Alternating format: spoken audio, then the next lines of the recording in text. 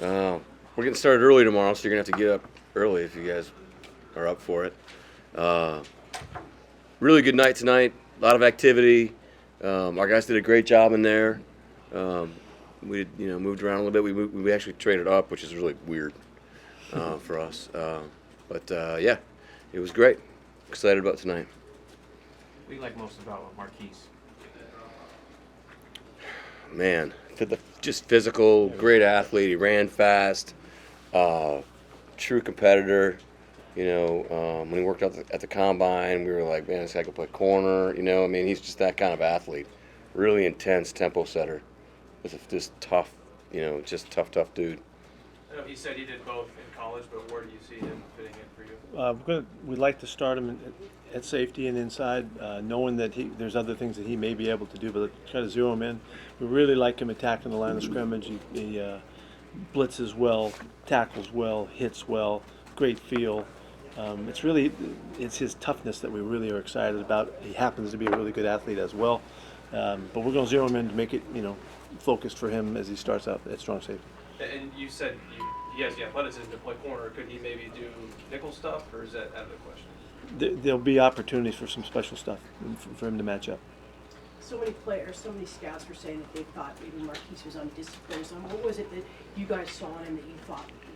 Undisciplined? Yeah, that you were fine with being able to. He's really violent, really aggressive. So I don't know what they were. Yeah, we're fine about it. Yeah, we're cool with it. Were the ejections like a problem that he had?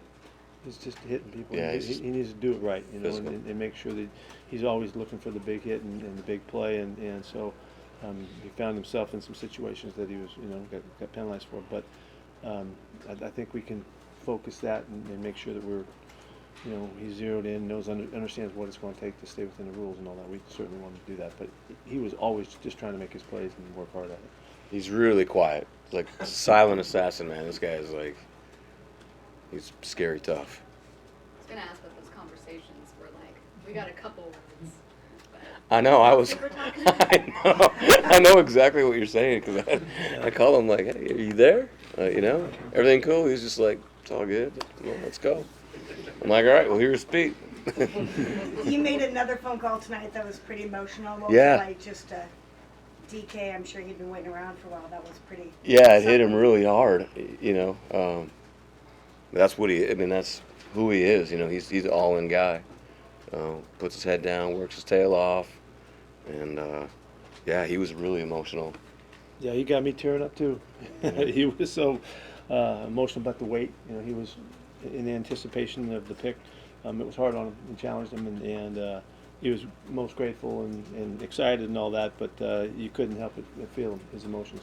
We know that he's a great worker, and it means the world to him to be great, and so it's not a surprise that it was emotional for him to finally get it figured out, and so he's come to a place we're really excited about him. I thought the way that was handled, I thought John did a fantastic job of setting us up the opportunity to get the guy, and just watch it. It just worked beautifully, and this is a guy, as we know, is very he has extraordinary potential.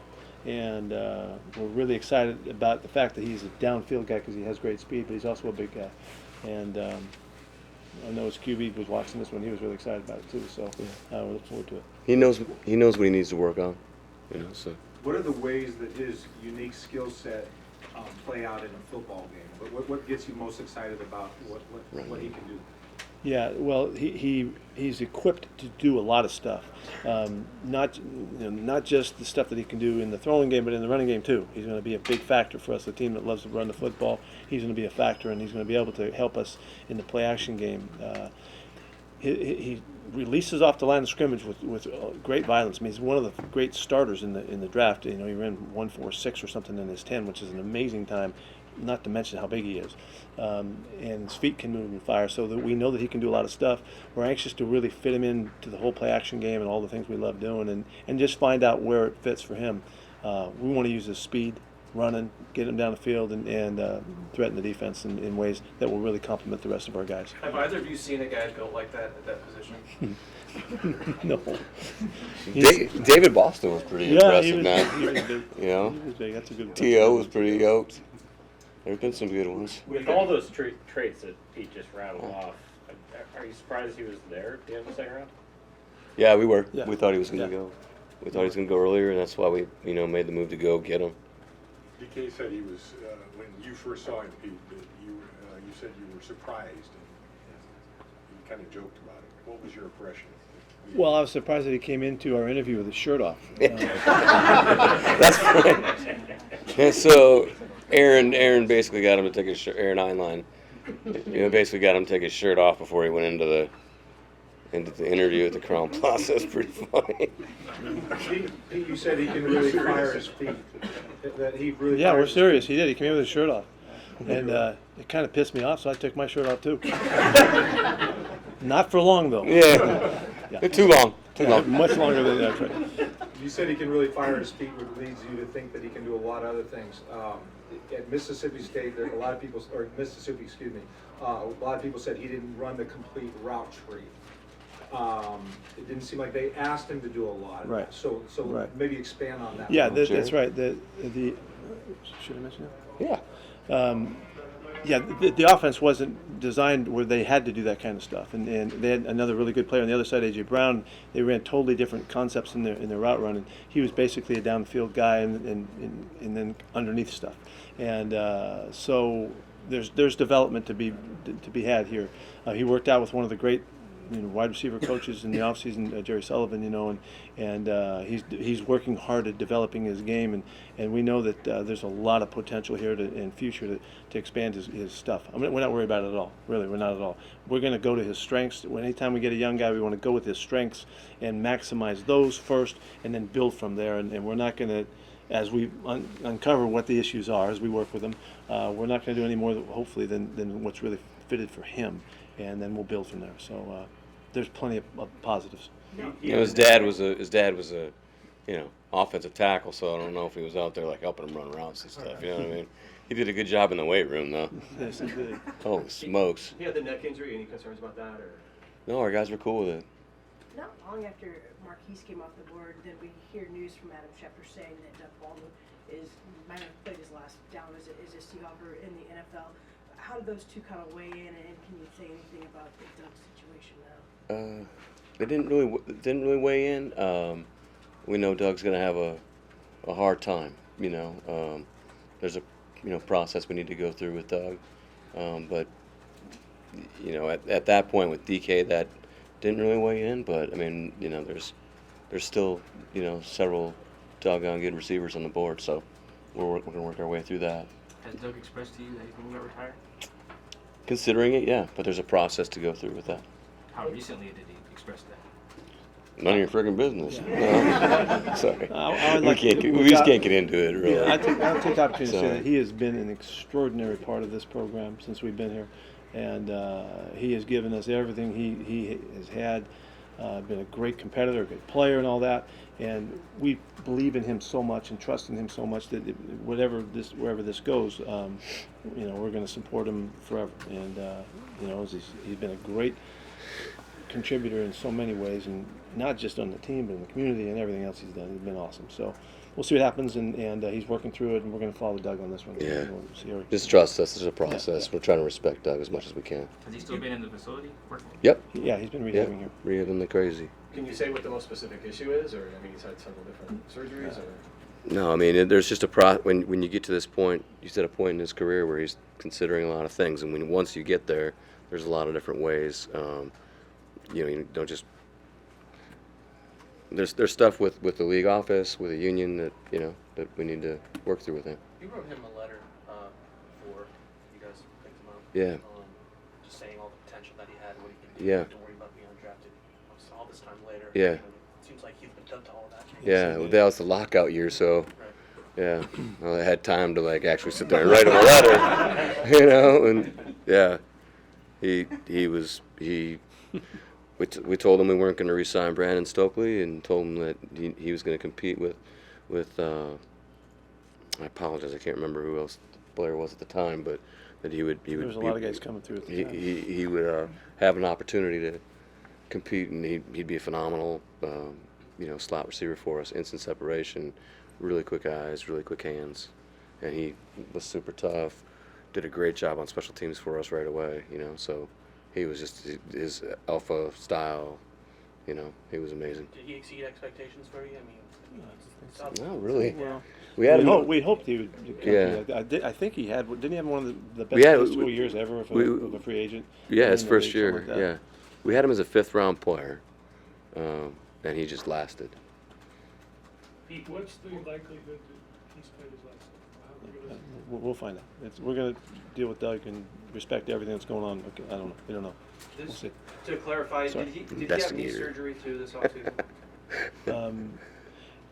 He had a process that was done. It wasn't. I don't think it was real surgery, but it was a process that was done, and he still has some concerns about it. Pete, what can a receiver with size like DK bring to an offense? You had Dwayne Jarrett, Mike Williams at USC. Haven't really had that piece in your offense here. Yeah. It's been we've been attempting to find that guy because it is a real factor if it fits right. That wide, the split end spot is there for a guy that can match up one-on-ones. You get a lot of one-on-ones over there, and if a guy can do a good job of beating whoever he's going against, then you can have a real weapon on that side. We loved it over the years, but we have not had that guy. DK has an opportunity to be that type of player. So it's, you can force the one-on-ones there more than any other spot, and if the guy can, have the chemistry with the quarterback and all that, then you can really create a weapon. I know Russ. I talked to Russ already. He was excited about working with him, and he asked, what kind of a worker is he? For all that we know, DK is a great worker, and it's really important to him to do all of the stuff you got to do to get right, and so that matches up great with our quarterback because they're birds of a feather there. So hopefully, we'll see what we can do with it, and there's a lot of optimism about some. There's a big role to be played there. What did you make of his combine? I know he had the blazing 40 time, and then the agility drills. Some of that wasn't quite as impressive. Yeah, he walked in looking like Willie McGinnis when Willie came to the combine. Willie came in with like a, tank top on, where everybody was like, "Holy smokes!" That's basically what it looked like. No, I mean he is he's a big, strong, powerful guy, and like we said, there's some things that he knows that he needs to clean up, and he just continues to work on it. So he was in a system like Pete was talking about. He had a specific role, and so now he's working his way there. How much of John, your guys' trade up was targeting and hunting after DK, and how much of it was kind of your board and your pre-guy evaluation? Both, because they started disappearing really quick. Once Debo went, and then once McCole went, then Prince went, and then it's like, okay, here we go. I think that was the order. What do you guys like about Cody? What's he bringing at linebacker? Versatility, size, 6'6", 2.5. He can play all 3 spots. Has always been a phenomenal special teams player. The guy's really intense. Loves football. He's got true grit to him. His dad was drafted by the Blue Jays, and his mom was a big time basketball player at Utah, and so we got the 2 Utes. Yeah. We got the 2 Utes in here. They actually had a really, really good defense, and he comes from a system that's Coach Whittingham is really tough and demanding, and so both these guys are coming out of a system that is they're just well disciplined guys when they come out. Did you see Barton fitting? Is it a very NFL-like system that college runs? Well, That's the guy that the stuff they do does carry over. They have enough versatility in their scheme that we can see guys do a lot of stuff. Cody played inside the box and played like the middle linebacker, played like the weak side linebacker, and played out on the slot as well. It showed comfort in all of that. He's really smart. He handled a lot of the communications. That versatility is really important to us, and we know that he's an incredibly gifted special teams player as well. He'll have a chance to learn under terrifically experienced guys. He'll be a great asset to us. We see him, being a part of a lot of stuff right off the bat. So we're really excited about that. He had a great East-West week. He really runs fast too, really stood out there. Everything about him. And Scott Fitter was talking about. Scott was the one that went to the Utah workout, and he talked about how it was, the school workout, the pro day, and he talked about just the fact that he just had so much juice about him, and that the players just kind of were attracted to him. they're Anything not else? attracted to him, but you know what I mean. Where does Cody fit, like in defense, like behind KJ or?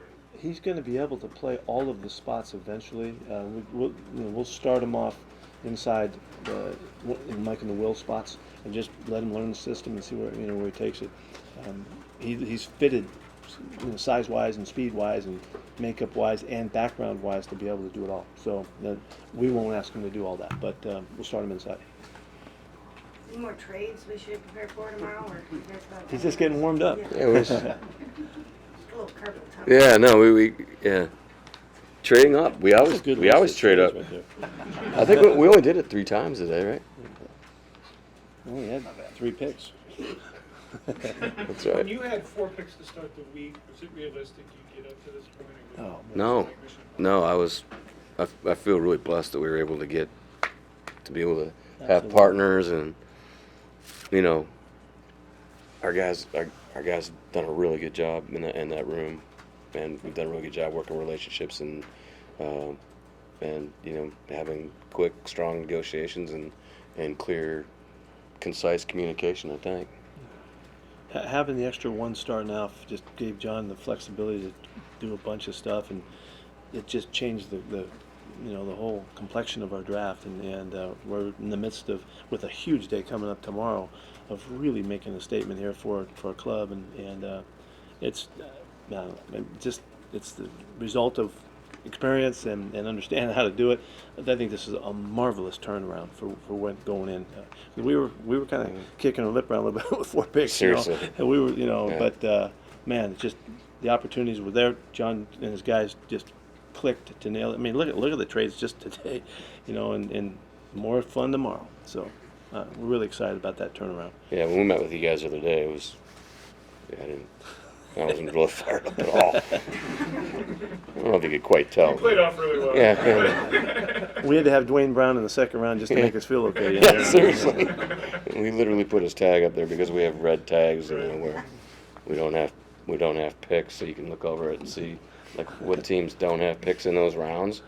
And I'm like, can somebody please put a Dwayne Brown sticker up there? So, cool. All right, thank you. Have a good evening. Thank you. Got a